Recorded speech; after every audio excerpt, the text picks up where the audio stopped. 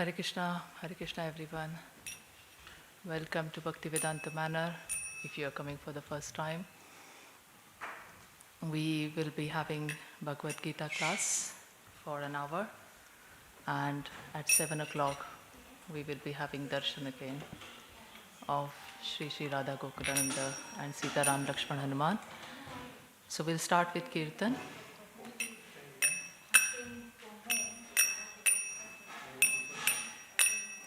Jaya Radha Madhava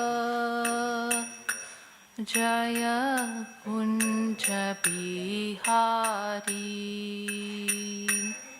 Jaya Radha Madhava Jaya Kunja Bihari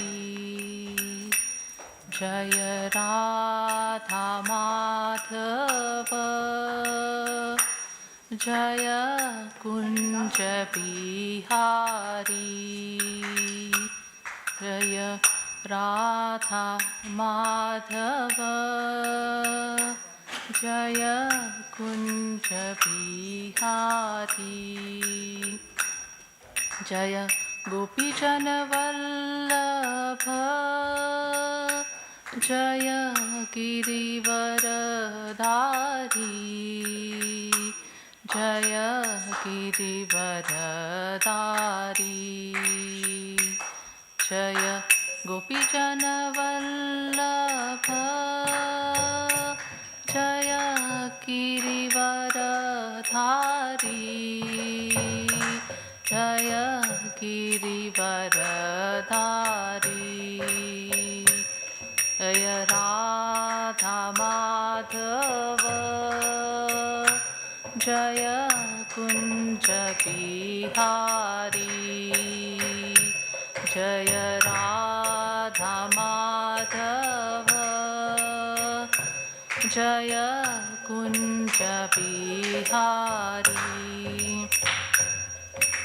Yashodanandana Brajajana Ranjana Yashodanandana Brajajana Ranjana Yashodanandana Brajajana Ranjana Yashodanandana Brajajana Ranjana Yamuna Tiravanachari Jaya Radha Madhava Jaya Kunja Bihari Jaya Radha Madhava Jaya Kunja Bihari Hare Krishna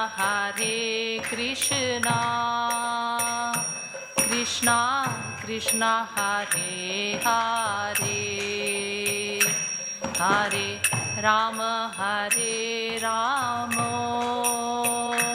Rama Rama Hare Hare Krishna Hare Krishna, Krishna Krishna Hare Hare, Hare Rama Hare Rama, Rama Rama Hare Hare, Hare Krishna Hare Krishna, Krishna Krishna Hare Hare, Hare Rama Hare Rama, Rama Rama Hare Hare, Hare Krishna Hare Krishna, Krishna Krishna Hare Hare, Hare Rama Hare Rama, Rama Rama Hare Hare, Hare Krishna Hare Krishna, Krishna Krishna Hare Hare, Hare Rama Hare Rama, Rama Rama Hare Hare, Hare Krishna Krishna Krishna Hare Hare, Hare Rama Rama Rama Hare Hare, Hare Krishna Krishna Krishna Hare Hare, Hare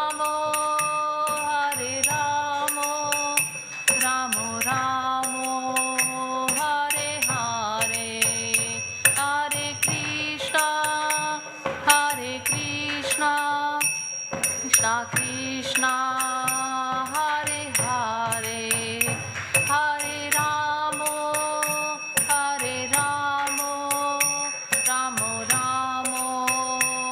Hare Hare,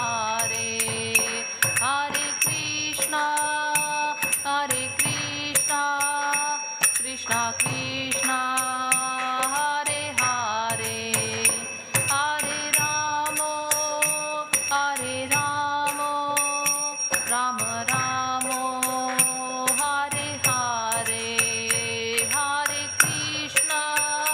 Hare Krishna Krishna Krishna Hare Hare, Hare Rama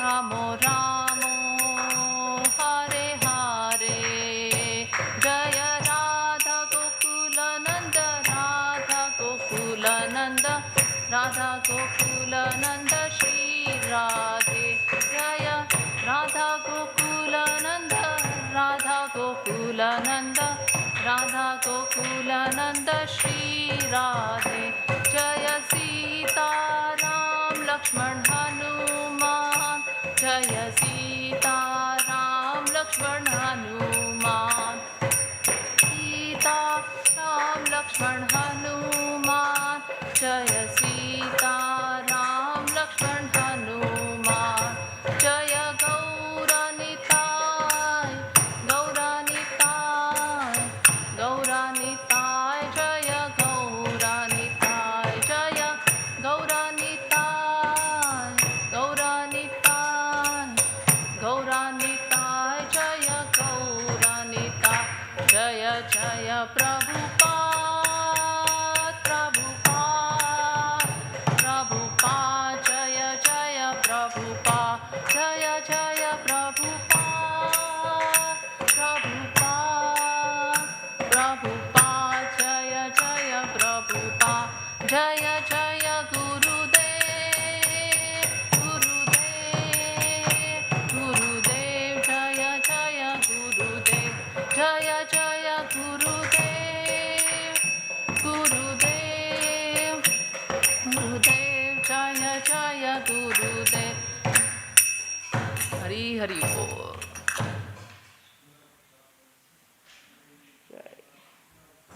Shri Radha Gokulananda ki jai, Shri Sita Ram Lakshman Hanuman ki jai. So welcome everyone. Thank you so much for joining. This is a very, very special verse today that we will be chanting and we'll be deep diving into and we'll try and understand. what this verse of Bhagavad-gītā tells us. So thank you so much again for joining today, this evening, here at Bhakti Vedanta Manor, and also those who are watching online. So we are reading from Bhagavad-gītā, 8th chapter, as you all can see. If you are able to follow Sanskrit, please, I request humbly that you, if you can, please recite after me the verse. So how we are going to do for next 40 to 45 minutes is we'll recite this verse first in Sanskrit, and if you can follow me and if you can repeat after me, then we are going to deep dive into this verse and understand first of all what Bhagavad-gītā is, setting the context, and also what is the importance of chapter 8, and then deep diving into this verse and understanding Lord Krishna, what he is trying to tell us today. So I must say that I must congratulate all of you that you have come here today. You have been chosen specially and mercifully by Krishna so that you could hear this message, which is a very, very special message that he wants to give to all of us, including me. So please pray that I am able to say something meaningful and purifying for myself first of all and for all of us. Thank you. So let's start with verse 27 from chapter 8 of Bhagavad-gītā. Again, if you are able to recite and follow after me, I would really appreciate. Naite sruti partha janan, naite sruti partha janan, yogi muhyati kaschana, tasmat sarveshu kaleshu, yoga yukto bhavarjuna. We'll do it twice more. Naite sruti partha janan, yogi muhyati kaschana, tasmat sarveshu kaleshu, yoga yukto bhavarjuna. Let's do it for the last time.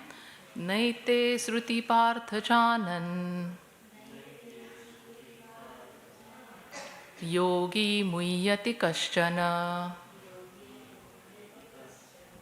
tasmat sarveshu kaleshu, yoga yukto bhavarjuna. Very nice. Thank you so much, everyone. I have prepared a PPT. I think it cannot be connected here, but I'll go through it and I'll try and talk to you about what this verse is and what Bhagavad-gītā is without you having a sight of this PPT. So let's try and understand what Bhagavad-gītā is. Does anyone here know what Bhagavad-gītā is? Anyone? There's no right and wrong answer.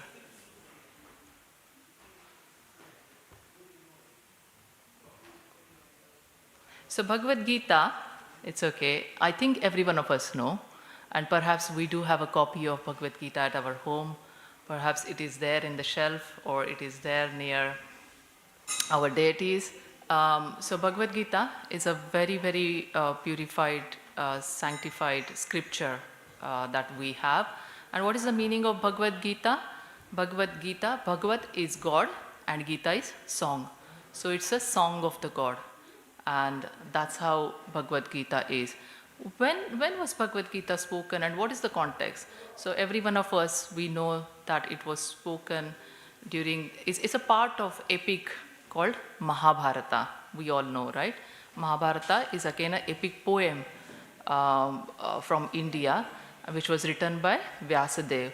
And in that epic poem of Mahabharata, Bhagavad-gītā is one part of that.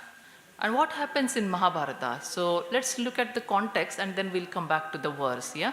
So what happens in Mahabharata? Mahabharata is basically battle between two sets of people.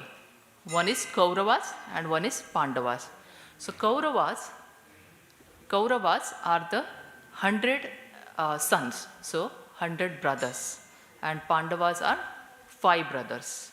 So it's a battle between Kauravas and Pandavas.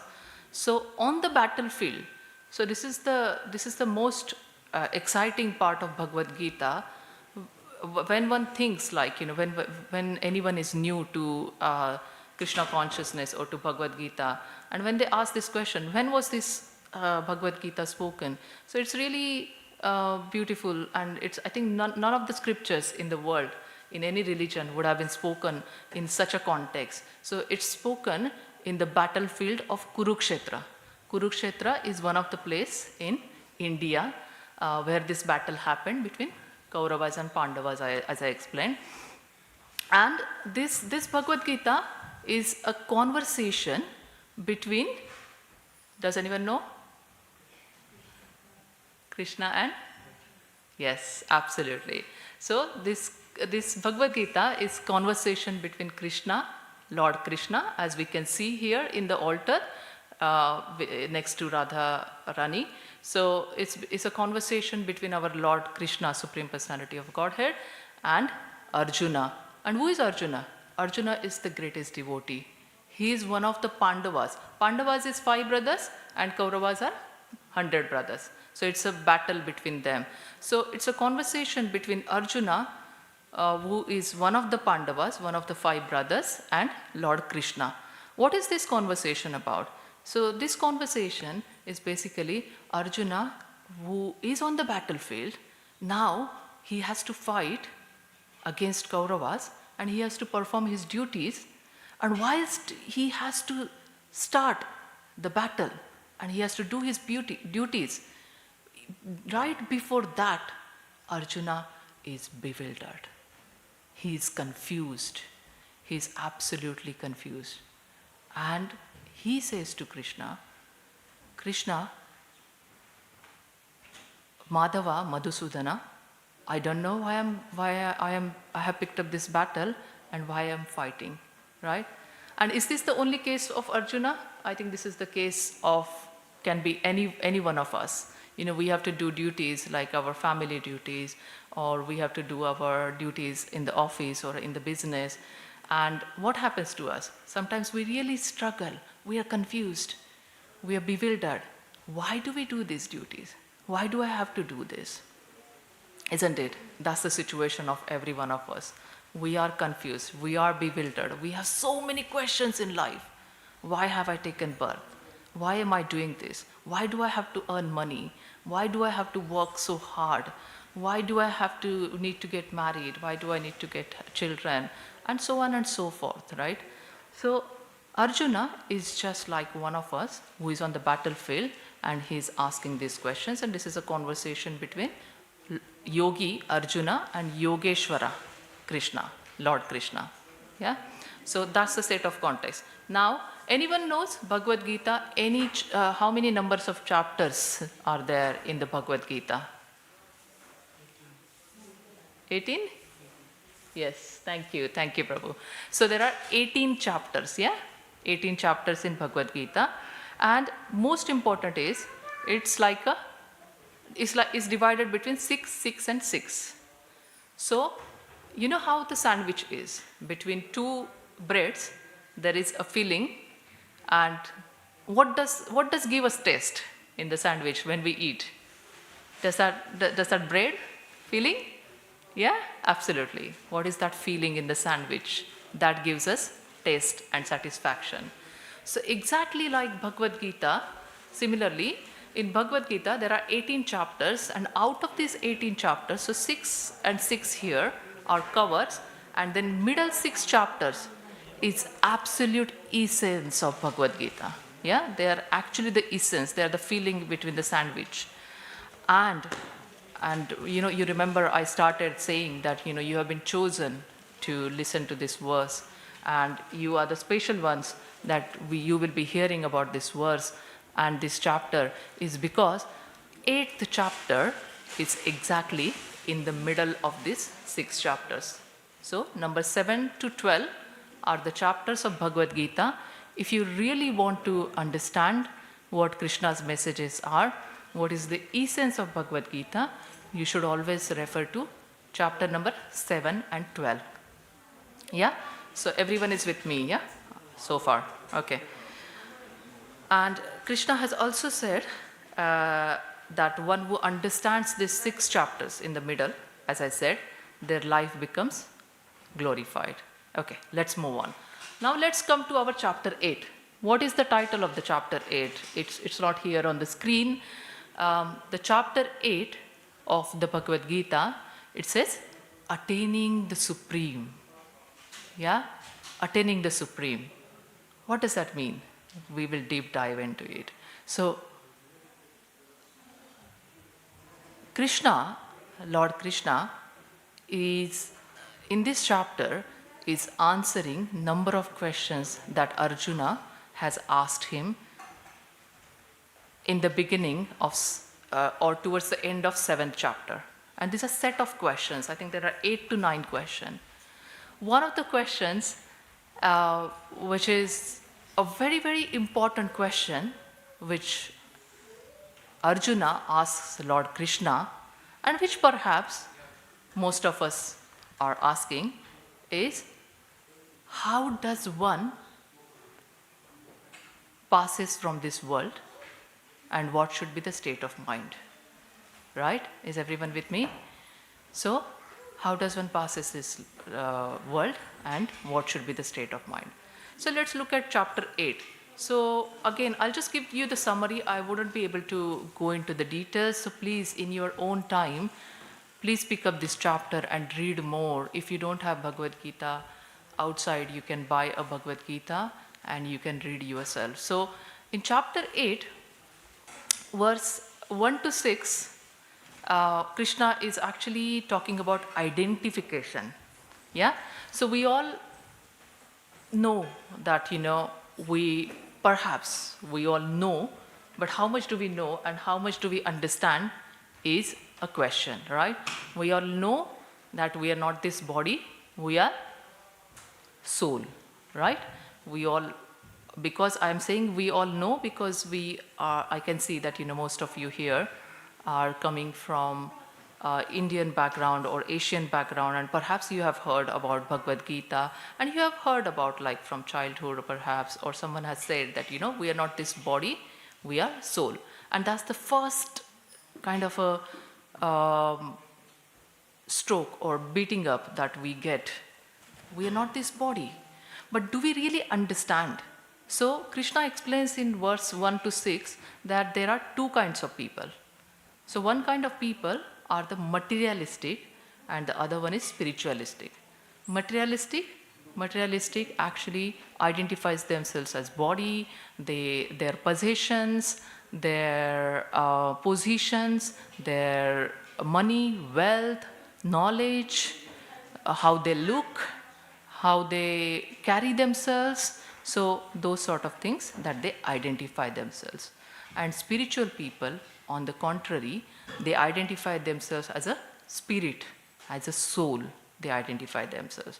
And what does Krishna explains here in verses 1 to 6 is that as your identification is, that's how your journey would be throughout the life and also after life, at the time of the life, death, and after death. That's what Krishna is explaining. So that's how important it is. Then let's move on. Krishna talks about there are 6 stages. One is born. Like every one of us go through these 6 stages. So we take birth, we grow, right, from childhood to youthhood to adulthood and to old age, right? So we are all born, and then we are all growing, right? And then that's the second stage. Third stage, they remain here for some duration, right? Here, where does Krishna is pointing?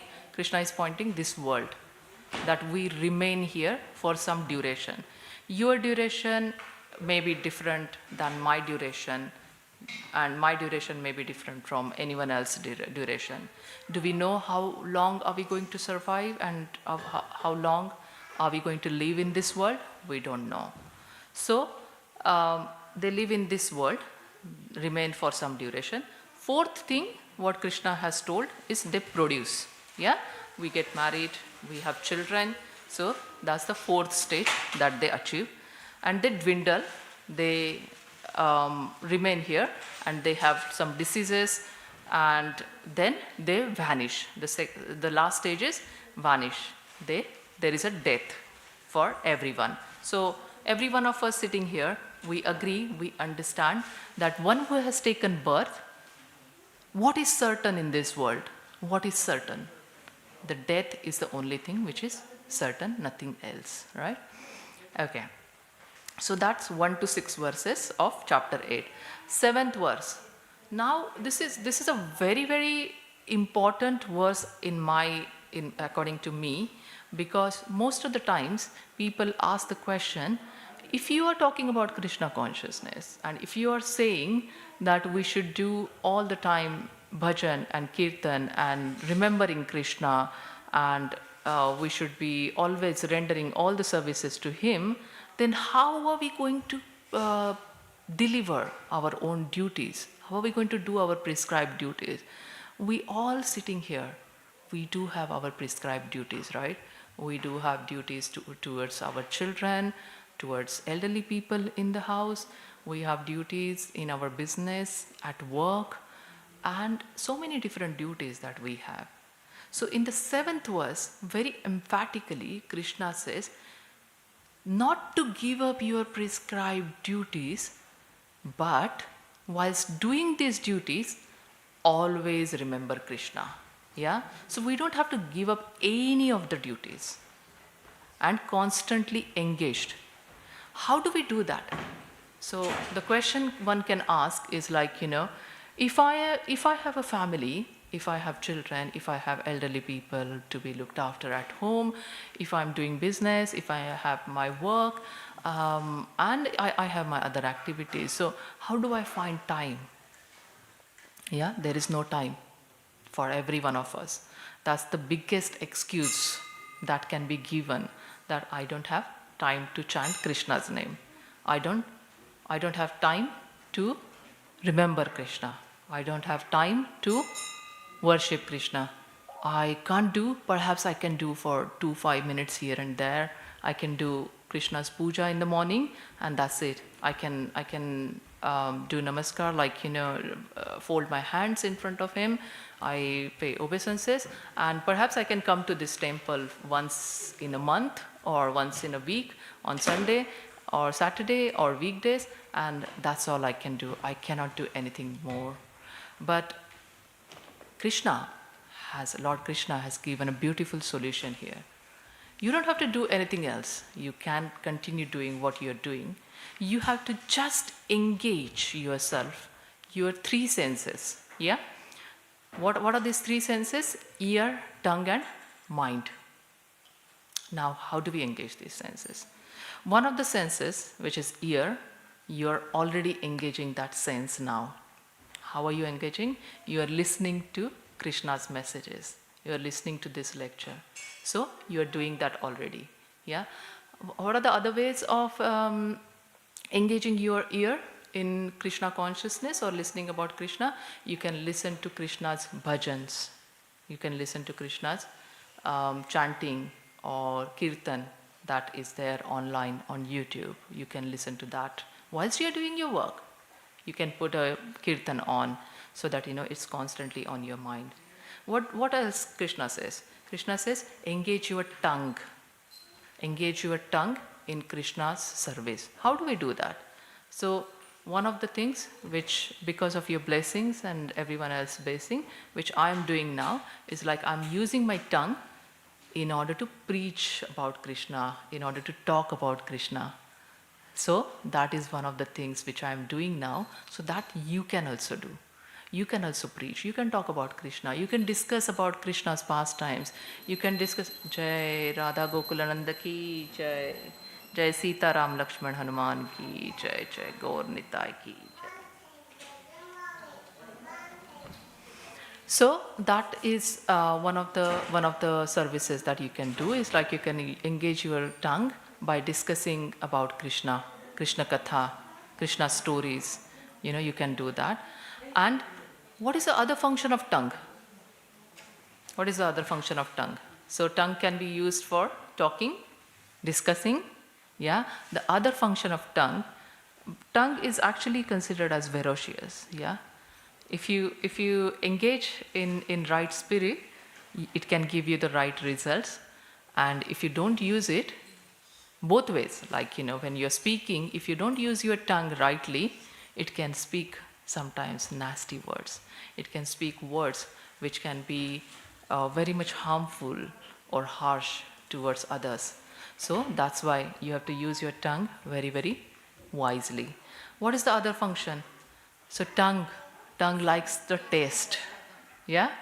Does everyone agree here that we like taste? We like to taste XYZ pizza, we like to taste XYZ pasta, or we like to taste from so and so. There is that thing that you get which is absolutely tasteful, and tongue actually guides your mind. Okay, hang on a minute, let's go there and let's buy and let's eat, so that your tongue is satisfied, your mind is satisfied, and you are satisfied. Is there anything wrong in that? No, there is no wrong. There's nothing wrong in that. However, when you use your tongue to eat Krishna Prasad, yeah? Krishna Prasad, what is Krishna Prasad? Prasad is a food stuff which is offered to Krishna. Yeah? So offered to Lord Krishna is Krishna Prasad. So when you eat Krishna Prasad, that's when your tongue is actually, that tongue gets the taste that it wants, but at the same time is able to relish what our Lord Krishna has tasted already, right? So can you see there's a difference? We eating some food stuff for our own sense gratification, for our own taste, but then here you are eating the same food, but then that is offered to Krishna. Krishna, you eat first. You know how it is, like, we can see like children here. And of course, when we are rearing the children, when we are raising them, and you prepare some nice food for them, and you put it in a plate, and first thing what child does is like, child takes the spoon of the food and then give it to you. Mom, this is for you. Yeah? Dad, this is for you. That brings such a joy and such a smile on your face. What has that child done? Has that child prepared food for you? No. Has that child cooked or has done something? No. You have done everything, but then child gives you, and you may or may not even eat, but then you feel so satisfied. You feel so happy. You feel so content. Why? Because your child has thought about you first, and then they are eating. Same way, does Krishna ask you, is Krishna hungry? Is Krishna asking you, have you not given me food? Why haven't you given me food? What are you doing? No, he's not asking. He is the maintainer, he's the creator. He's everything. Everything is because of him, So what do? We just give it to him, whatever he has given to us, and we offer him. He tests it through his eyes, and then we test it what he has tasted through eyes, right? It's a very simple process, isn't it? But again, although simple, very difficult for some people to follow. That's what they say, but it's actually a very simplified way. And what does third thing Krishna says in 7th verse? He talks about mind. How do we engage mind in Krishna consciousness, in listening to, in Krishna's service basically? So we can engage mind by, again, constantly thinking about Krishna, constantly listening about Krishna, and in Krishna's service. So do a service, any service you can do, in this temple, we are all so lucky that we are in a country like United Kingdom. We're sitting in a city like London, and we do have such a big temple here.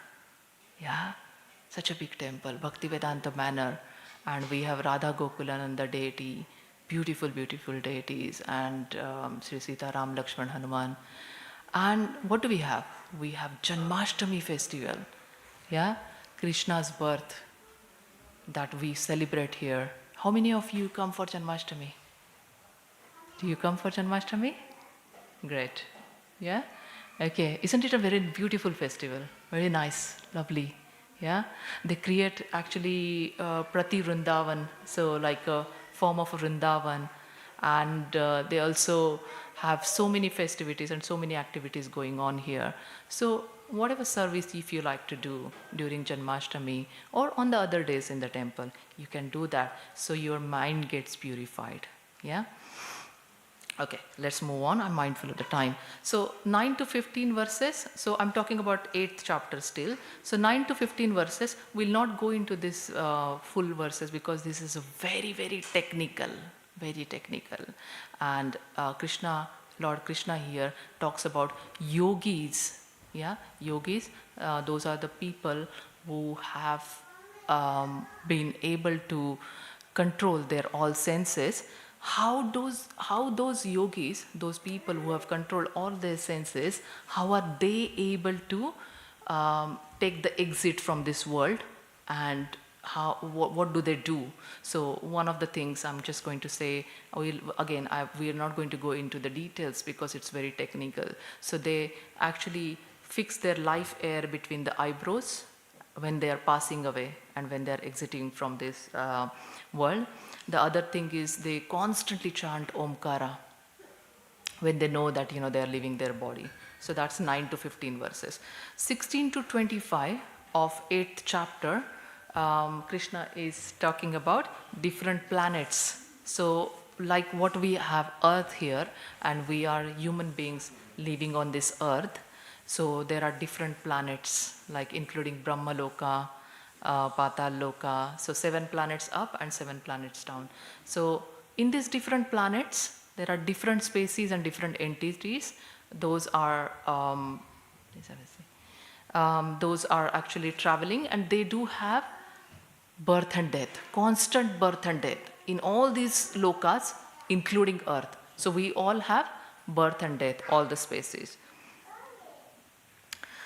And it's very interesting that in one of the verses, Krishna is telling that even Brahma, yeah, you may have heard Lord Brahma. So, generally we talk about Brahma, Vishnu, Mahesh. So, Lord Krishna is telling in one of the verses that even Lord Brahma cannot exit or cannot be free from this repeated birth and death. Can you imagine? That is the Lord Brahma's position.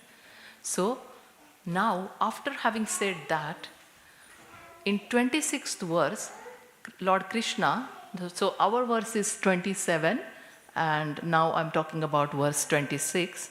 Lord Krishna talks about 2 ways of passing from this world. How does yogis, those who have controlled their senses, how do they pass from this world? So Lord Krishna has spoken about one way of passing this world for yogis is through light, and the one way is through darkness. So, and now coming to 27th verse, where which we are discussing today. So what we are going to do now is we are going to read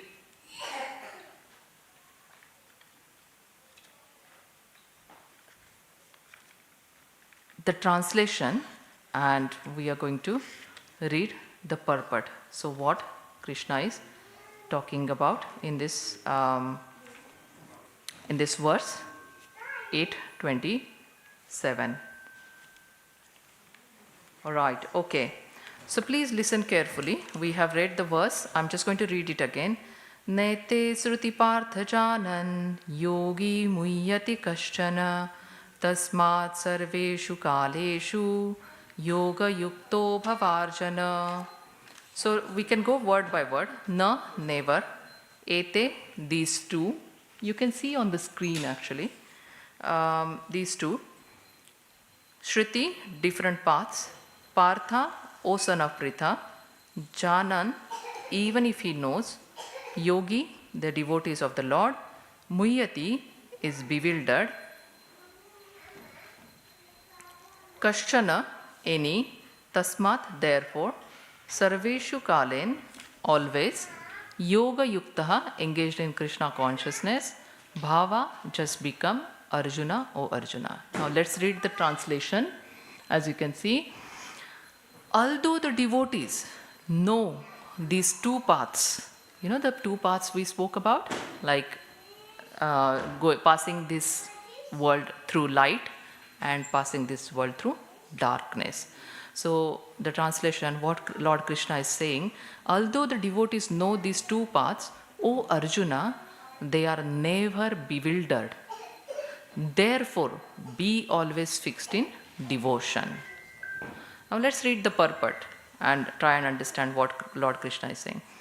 So Krishna here is advising Arjuna that he should not be disturbed by the different paths the soul can take when leaving the material world. A devotee of the Supreme Lord should not worry whether he will depart by arrangement or by accident. So let's pause here. The two paths which we spoke, which Lord Krishna has described in previous verse number 26, through light and through darkness. So what is light? So yogis, those who have captured and controlled their mind and senses, they live through light or through darkness. So light is by arrangement. So they arrange themselves to be leaving this world, and that's why they go through the light. And by accident, they go through darkness. Yeah. So these are the two ways that yogis, they leave this world. Now further, Krishna says the devotee should be firmly established in Krishna consciousness and chant Hare Krishna. He should know that concern over either of these two paths is troublesome. The best way to be absorbed in Krishna consciousness is to be always dovetailed in his service. And this will make one's path to the spiritual kingdom safe, certain, and direct. Yeah, these are very, very important words. So, safe, certain, and direct. We'll talk about these. The word yoga yukta is especially significant in this verse. One who is firm in yoga is constantly engaged in Krishna consciousness in all his activities. Sri Rupa Goswami advises, Anachaktasya vishayena yatharham upayunjataha. One should be unattached in material affairs and do everything in Krishna consciousness by this system, which is called Yukta Vairagya. One attains perfection. Therefore, the devotee is not disturbed by these descriptions because he knows that his passage to the Supreme Abode is guaranteed by devotional service. Jai. Jai Srila Prabhupada. So, 27th verse, now we were discussing about that devotees who are not bewildered and they are fixed in devotion. What do we understand about Lord Krishna? Why do we say that we need to worship Lord Krishna? Why do we say that Lord Krishna is the Supreme Personality of Godhead? Is it because XYZ person has said and that I need to follow? Is it because I am sitting here today and saying that Lord Krishna is the Supreme Personality of Godhead, that you have to accept and you have to follow and you have to worship? No, that's not correct. So, again, unfortunately, my PPT is not connected, but we do have evidence. So in Brahma Samhita, Lord Brahma himself has written prayers, Ishvaraha Paramaha Krishnaha, Satchid Ananda Vigraha, Anadir Adi Govinda, Sarva Karana Karanam. So he's the cause of all causes. Krishna is Ishvaraha Paramaha Krishna. So he is the greatest Lord. He is the supreme Lord. He is the supreme Lord. That's what is established by Lord Brahma himself. And he has wrote these prayers, which is in Brahma Samhita. Arjuna in Bhagavad-gītā 10.12, when you get your own time, if you can please refer. Arjuna, after listening to Krishna, so how many chapters are there? 18 chapters.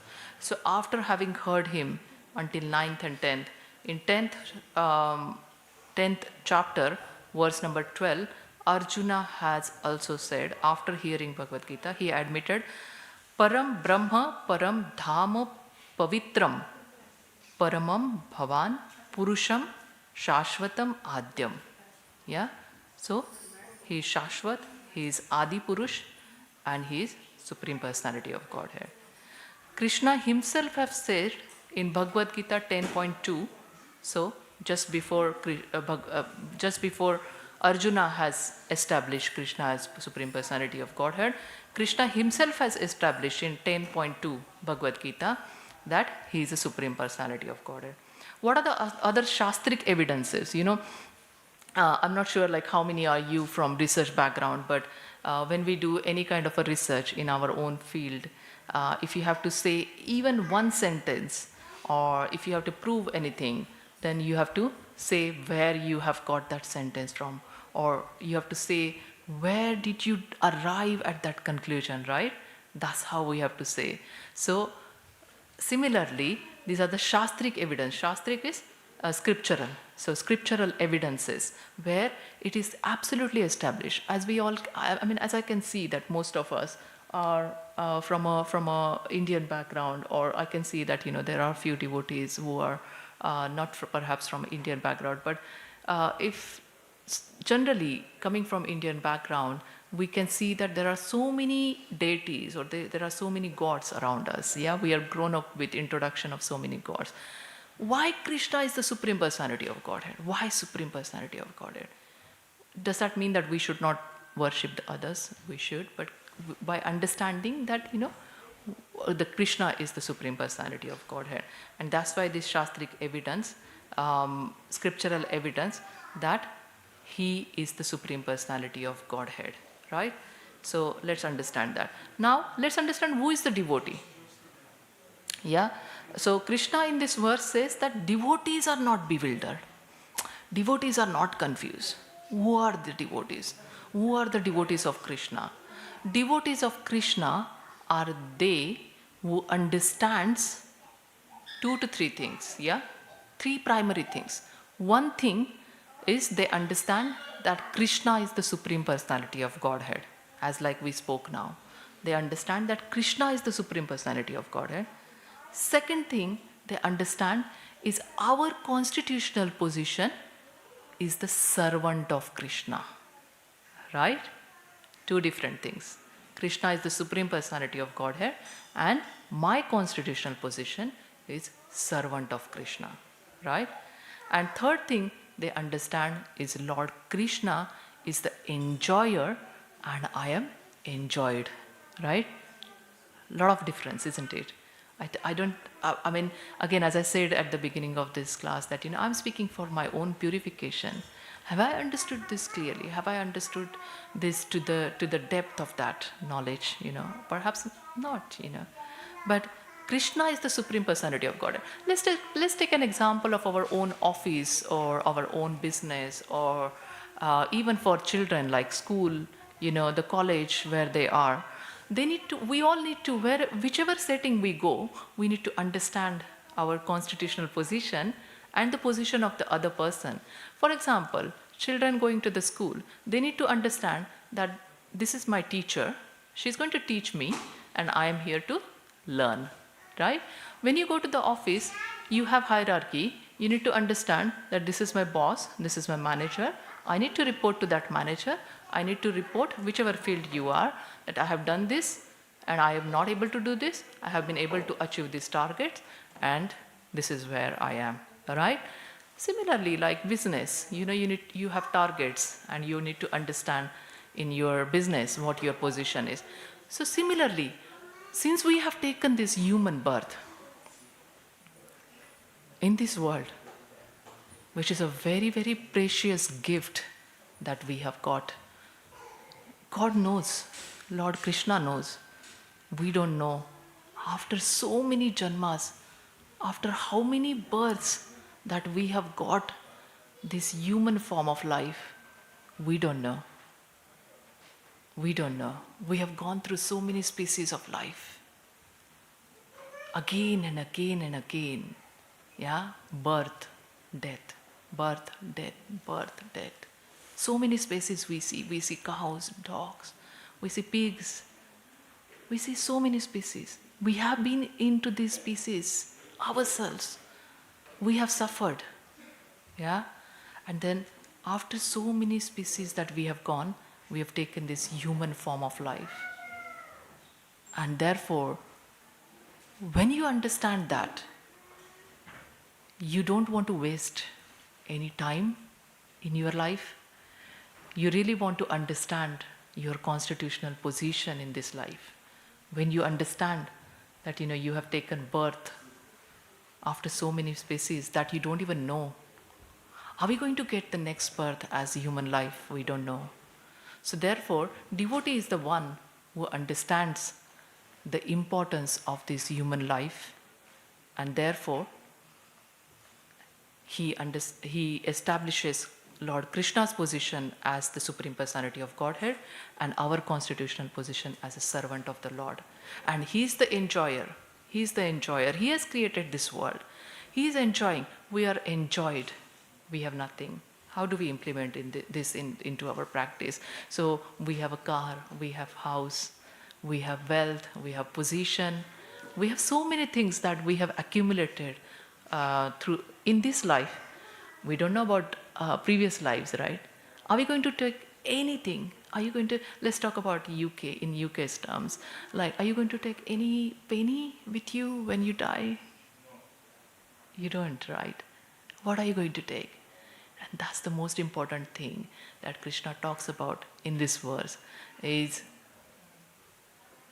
your consciousness at the time of death. You are going to carry into next life.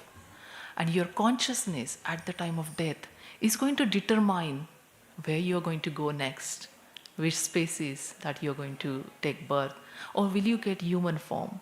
Will you get human form in a devotee family in India, or a devotee family in the UK, or anywhere across the world, and then you carry on the bhajan and kirtan and your consciousness, and then you reach to a certain point where your death and birth cycle is broken, and then you reach, we talk about planets. So there is a highest planet which is Goloka Vrindavan. Yeah? Can everyone say Goloka Vrindavan? So everyone knows Vrindavan, right? Vrindavan is in north of India, where Lord Krishna was born. And there is actually, this is a part, tiny friction of like Goloka Vrindavan, how beautiful that is, So he resides in Goloka Vrindavan, and our constitutional position, where we belong to, we belong from there, from Goloka Vrindavan. So our aim of our life should be that we should be going to Goloka Vrindavan. How do we go there? Are we going to... So Srila Prabhupada, in one of his lectures, Srila Prabhupada is founder of ISKCON. So he in one of the lectures said that, please don't judge anyone. Me sitting here and talking about Krishna, does that mean that this is the last birth for me and this cycle is broken and I'm going to go to Goloka Vrindavan? Please pray if I can go. But don't know. People sitting, anyone like, sitting in front of me, this can be your last birth. This can be your last birth. How do we develop that consciousness, which is Krishna consciousness, so that at the time of death. Because can anyone tell me, is there anyone who feels that they are immortal, they are not going to die? Yeah. So there's a beautiful story. I'm just mindful of the time. I had so much things to talk about, but I'm going to touch on this. So we talked about Pandavas in the beginning of the lecture. Perhaps few of you have missed it, but most of you know what the Pandavas and Kauravas and Mahabharata and the battlefield.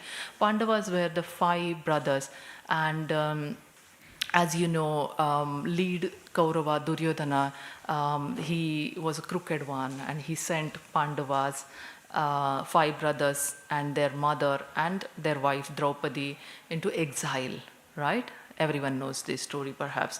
I'm going to fast forward. So when they were in exile, yeah, so what does that mean is they live not in a mainstream society, they live in jungle, the forest, yeah. So when they were in one of the days, they were just in the forest and they were passing by, they were walking and they were passing by one of the lakes.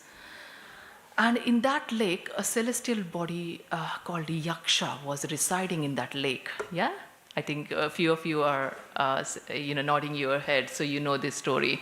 So Yaksha was residing in that lake, and Yaksha had poisoned this water, yeah. Now these brothers, they don't know that this is what has happened. They were thirsty. So one of the brothers said, I'll go and fetch the water and you be here. I'll bring water for everyone, and so that our thirst is kind of satisfied. He goes, he's not returned. The other brother goes, he's not returned. Third one goes, fourth one goes. Now who is left? The eldest brother, Yudhishthira, his name is. Yeah. So Yudhishthira is left behind, and he's worried. He's wondering, oh my God, what happened here? 4 of my brothers have gone. They said that they will be getting water, and they have disappeared. They're not here. So he says, okay, I'm going to go. He comes near lake, and he found them, 4 of them, dead. Yeah. Why? Because they drank this poisonous water from the lake. So Yudhishthira, with his power, he asks the lake, and then this celestial body Yaksha comes out, and Yudhishthira says that I want my brothers alive. I can't see them dead. And Yaksha said that there is only one thing that I can make them alive. It's you need to answer all my questions. And there's a rapid fire questions, yeah? Based on the wisdom and the knowledge that Yudhishthira had. Sorry, I don't have much details, but to conclude the story, so he has so many questions. One of the questions is that he asks, what is the most wonder that you have in this world? And Yudhishthira says that the most wonder and the most enchanting thing in the world is that every one of us sees the next person dying, our family members, friends, everyone.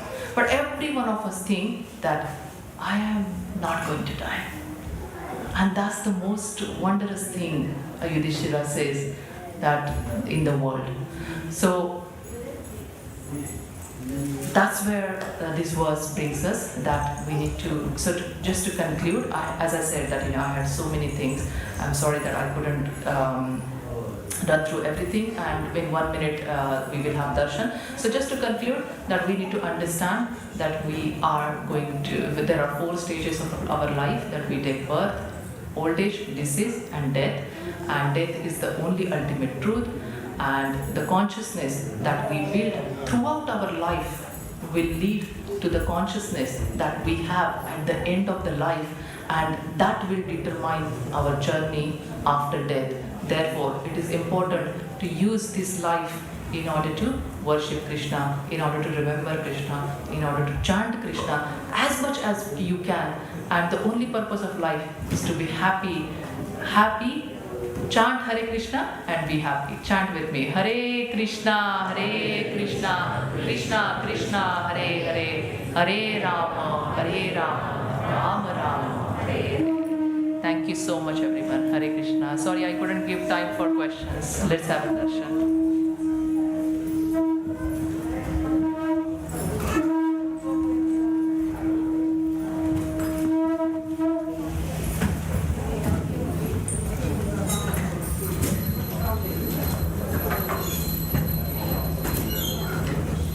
Shri Shri Radha Gokulananda ki, Sitaram Lakshman Hanuman ki, Shri Shri Gaura Nitai ki, Srila Prabhupada ki.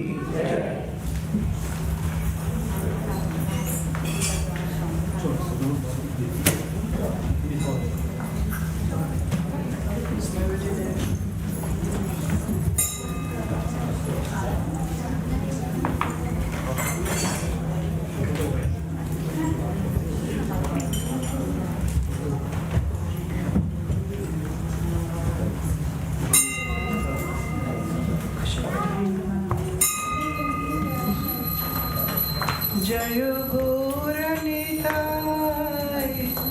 Gauranitai,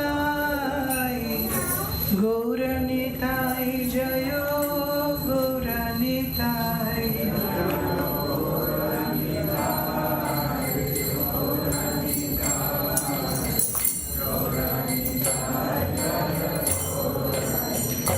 Jayo Gauranitai, Gauranitai, Gauranitai, Jayo Gauranitai.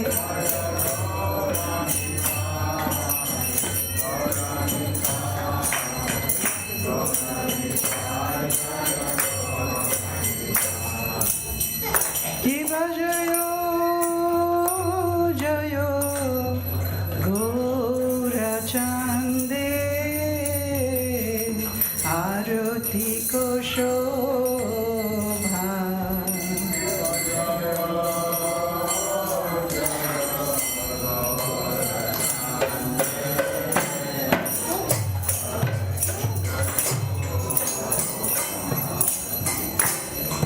Oh, Jayo Gaurachande, Arati ko Shobha.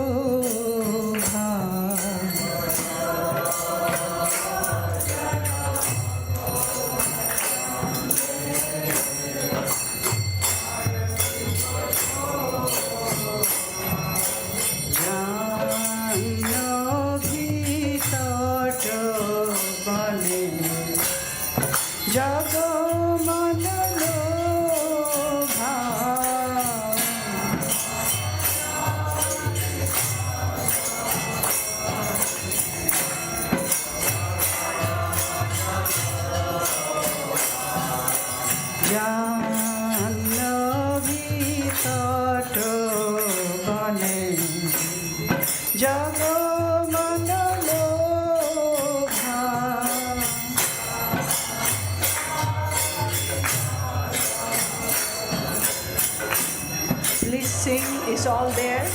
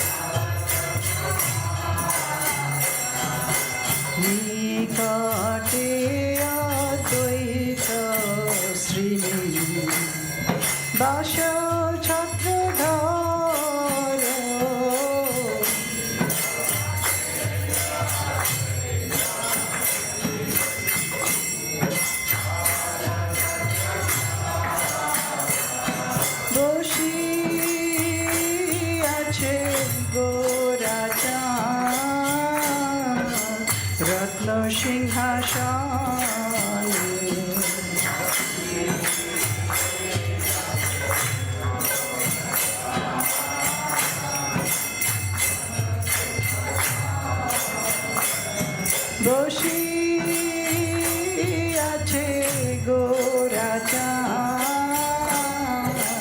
রত্ন সিংহাসনে।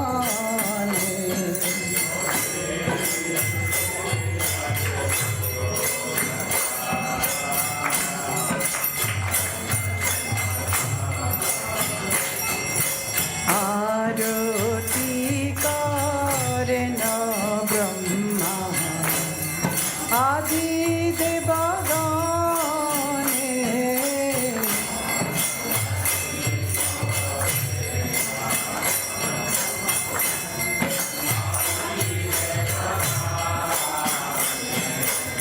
আরতি করেন ব্রহ্মা আদি দেবগণে।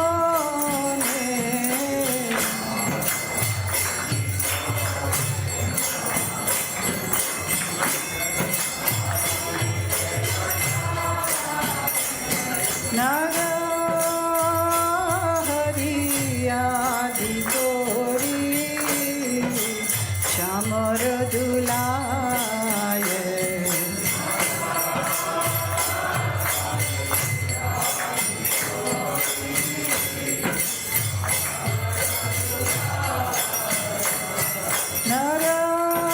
নারহরি আদি করি চামর দুলায়।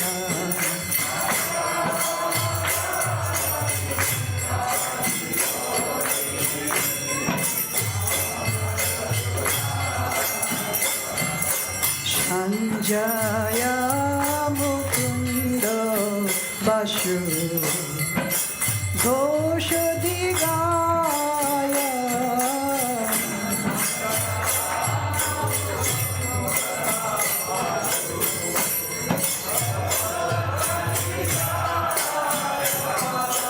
সঞ্জয় মুকুন্দ বাসু ঘোষ দিগায়।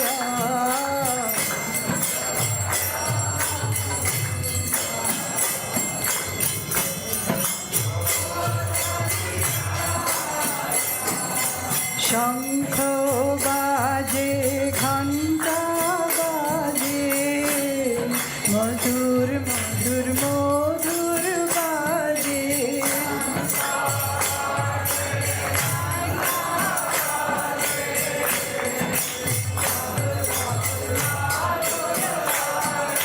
শঙ্খ বাজে ঘণ্টা বাজে মধুর মধুর মধুর বাজে।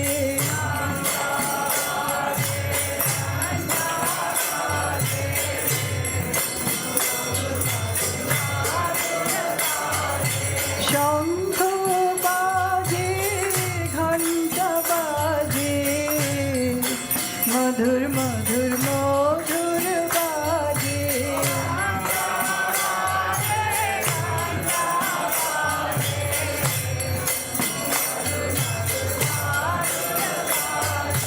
শঙ্খ বাজে ঘণ্টা বাজে মধুর মধুর মধুর বাজে।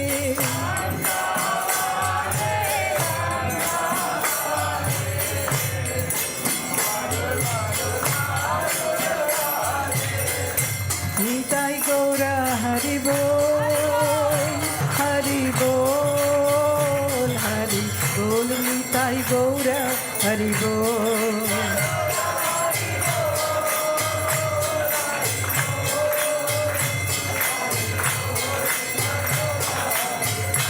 নিতাই গৌরা হরি বল হরি বল হরি বল নিতাই গৌরা হরি বল।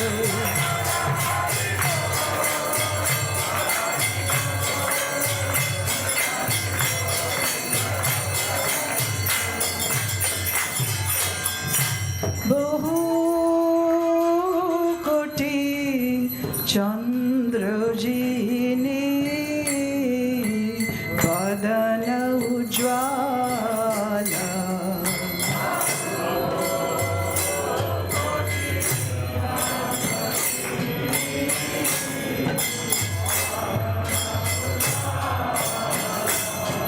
Bol